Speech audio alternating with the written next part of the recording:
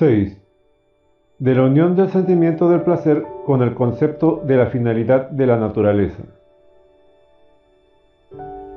La conformidad de la naturaleza, considerada en la variedad de sus leyes particulares, con la necesidad que tenemos de reconocer en ella principios universales,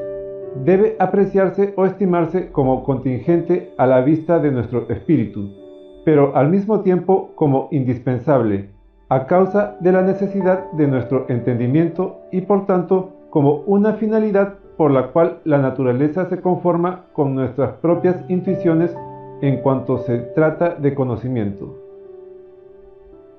Las leyes generales del entendimiento, que son al mismo tiempo leyes de la naturaleza, son tan necesarias, aunque derivadas de la espontaneidad, como las leyes del movimiento de la materia.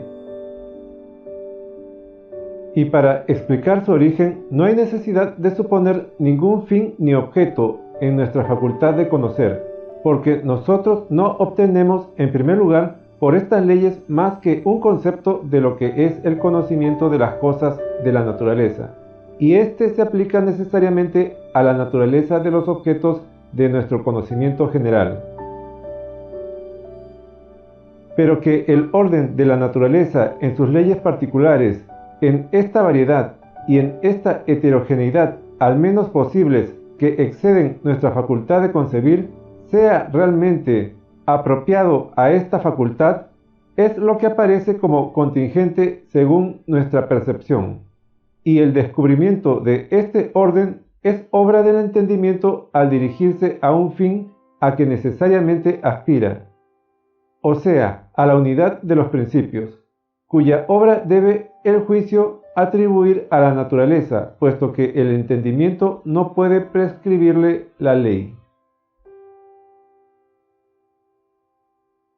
El acto por el cual el espíritu alcanza este fin va acompañado de un sentimiento de placer, y si la condición de este acto es una representación a priori, un principio como el del juicio reflexivo en general, el sentimiento de placer es también determinado por una razón a priori, que le da un valor universal, pero no se refiere más que a la relación del objeto con la facultad de conocer, sin que el concepto de la finalidad se relacione en nada con la facultad de querer, que es lo que la distingue enteramente de la finalidad práctica de la naturaleza.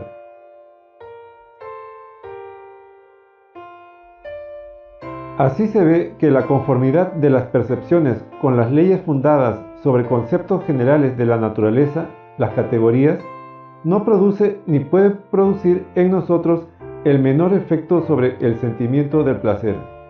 puesto que el entendimiento obra aquí necesariamente según su naturaleza y sin designio alguno. Por el contrario, el descubrimiento de la unión de dos o más leyes empíricas heterogéneas en un solo principio es el origen de un gran placer, y aún a veces de una admiración tal que no cesa sino cuando el objeto es para nosotros suficientemente conocido.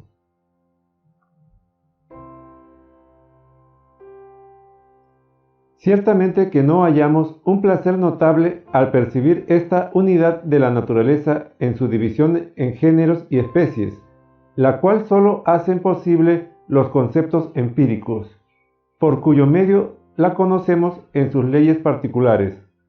Pero este placer ha tenido ciertamente su época, y por esto sin él no hubiera sido posible la experiencia más concisa y ordinaria, pues que se ha confundido insensiblemente con el simple conocimiento, y no se ha caracterizado particularmente.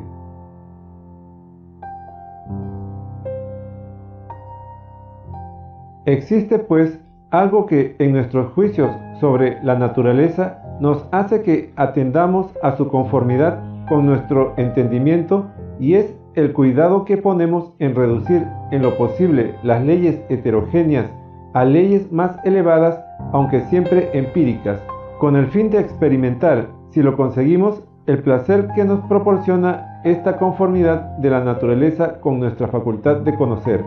la que miramos como simplemente contingente. Nosotros experimentaríamos, por el contrario, un gran disgusto en una representación de la naturaleza en la que estuviéramos amenazados de ver nuestras menores investigaciones, cuando excedieran de la experiencia más vulgar, detenidas por una heterogeneidad de leyes que no permitiera a nuestro entendimiento reducir las particulares a las empíricas generales,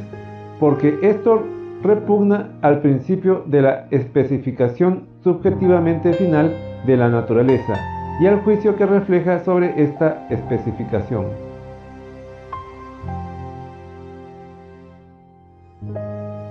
Sin embargo, esta suposición del juicio determina tan poco hasta qué punto debe extenderse esta finalidad ideal de la naturaleza para nuestra facultad de conocer,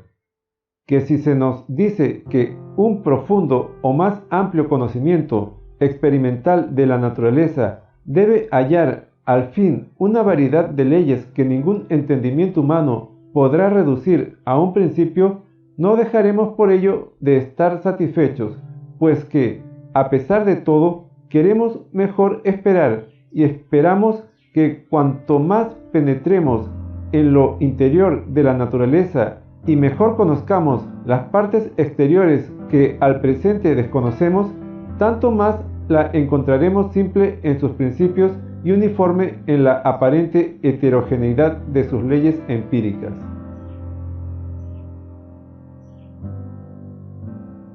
En efecto, nuestro juicio nos da la ley para perseguir tan lejos como nos sea posible el principio de la apropiación de la naturaleza a nuestra facultad de conocer, sin decidir, porque no es el juicio determinante el que nos da esta regla, si tiene o no límites, puesto que así como es posible determinar los límites relativamente al uso racional de nuestras facultades de conocer, esto es imposible en el campo de la experiencia.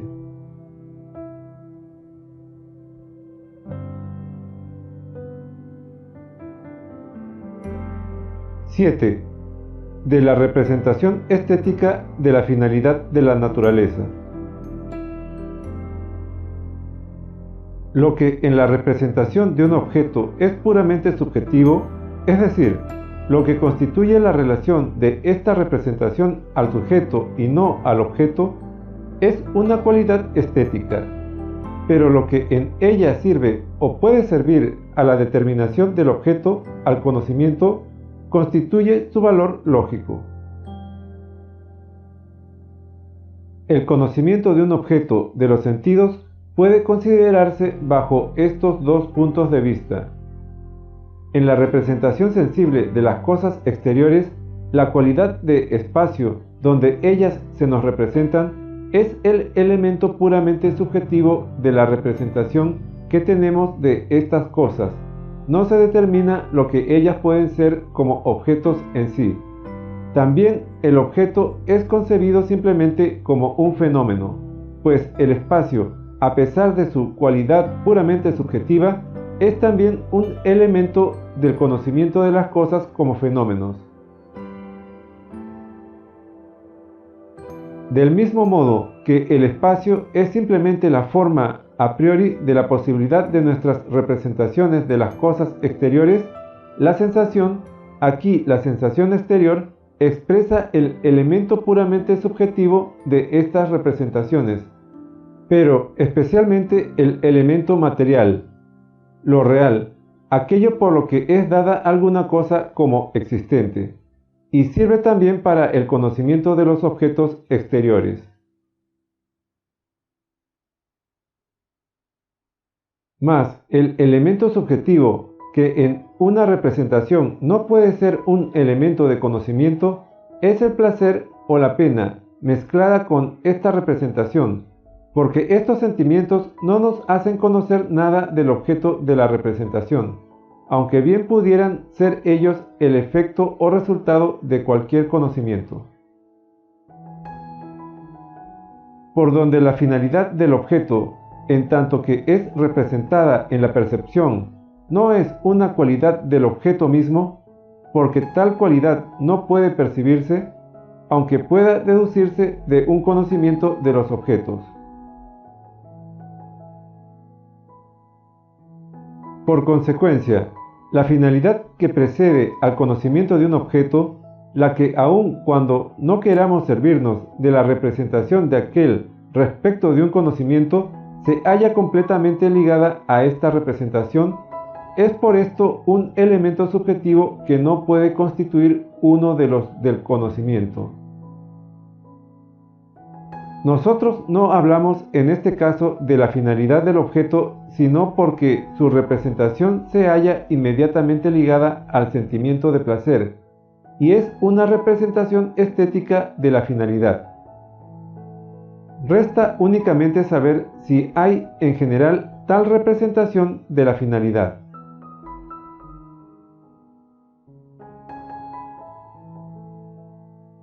Cuando el placer se halla ligado a la simple aprehensión de la forma de un objeto de intuición, sin que esta aprehensión se refiera a un concepto y sirva a un conocimiento determinado, la representación no es referida al objeto, sino al sujeto. Y el placer no puede producir otra cosa que la conformidad del mismo objeto con las facultades de conocer, que se ponen en juego en el juicio reflexivo, y sólo en tanto que den por resultado como consecuencia una finalidad formal y subjetiva de dicho objeto.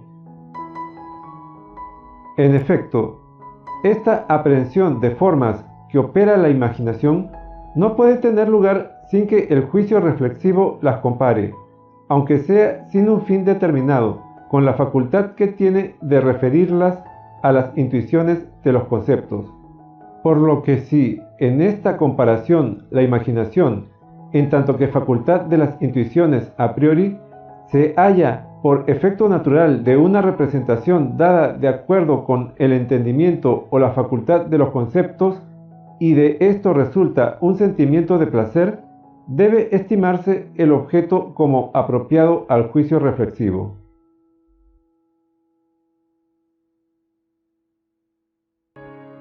Juzgar de este modo es llevar un juicio estético sobre la finalidad del objeto, un juicio que no está fundado sobre un concepto actual del objeto y no nos suministra ninguno otro. Y cuando juzgamos de manera que el placer unido a la representación de un objeto tiene su origen en la forma de éste y no en el elemento material de su representación considerada como sensación, tal como la hallamos en la reflexión que de esto hacemos, sin tener por fin el obtener un concepto del objeto mismo, juzgamos también que este placer está necesariamente unido a la representación de dicho objeto, y que, por tanto, es necesario no solamente para el sujeto a quien satisface esta forma, sino para todos los que puedan juzgar, y el objeto se llama entonces bello, y la facultad de juzgar en medio de un placer de esta especie y al mismo tiempo de un modo aceptable para todos se llama gusto.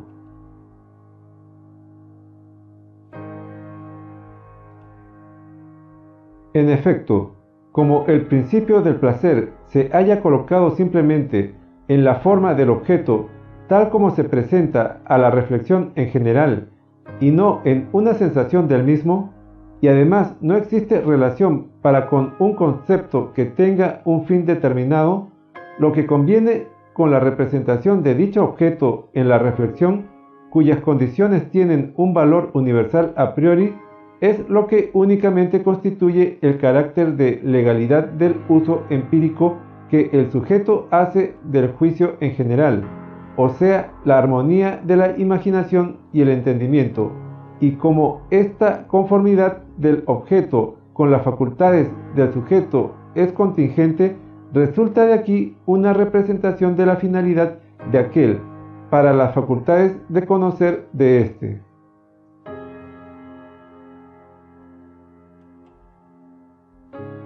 Por donde el placer de que aquí se trata, como todo placer o toda pena que no son producidas por el concepto de la libertad, esto es, por la determinación previa de esta facultad, la cual tiene su principio en la razón pura, no puede nunca considerarse en relación a los conceptos como necesariamente ligado a la representación de un objeto.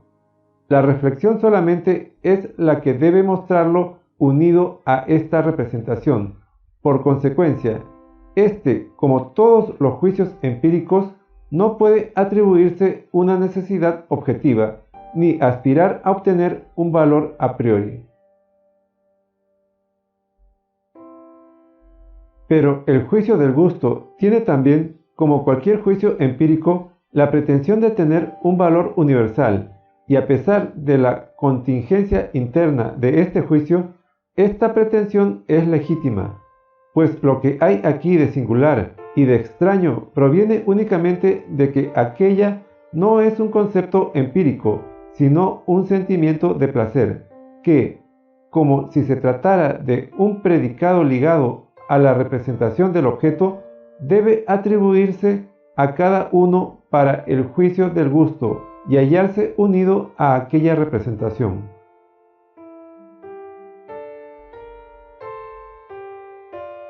Un juicio individual de experiencia, por ejemplo, el juicio del que percibe una gota de agua móvil en un cristal de roca,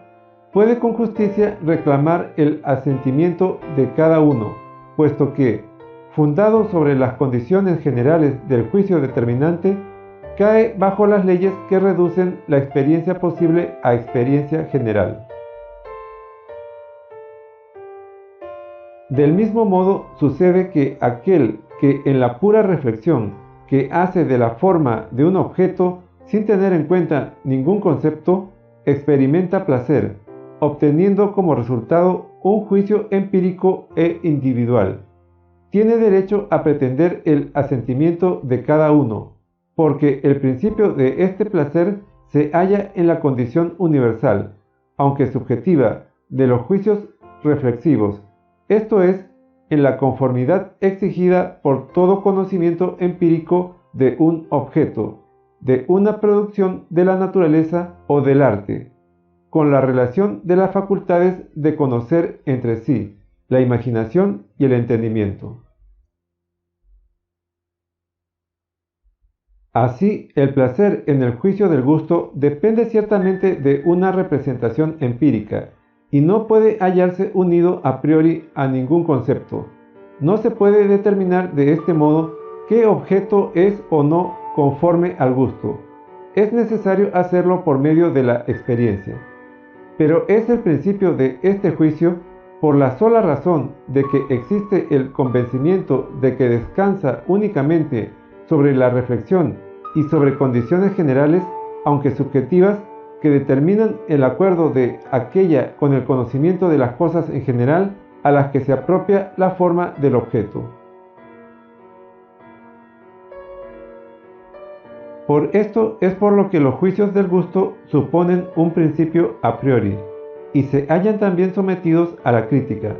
aunque este principio no sea ni un principio de conocimiento para el entendimiento, ni un principio práctico para la voluntad, ni por tanto sea determinante a priori.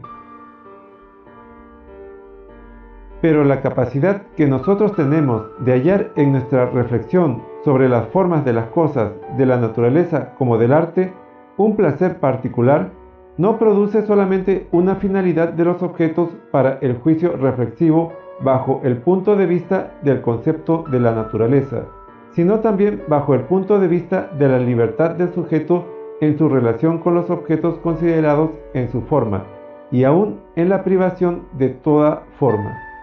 De donde se sigue que el juicio estético no tiene solo relación con lo bello como juicio del gusto, sino que también la tiene con lo sublime, en tanto que se deriva de un sentimiento del espíritu, y que de este modo esta crítica de juicio estético debe dividirse en dos grandes partes correspondientes a estas dos divisiones.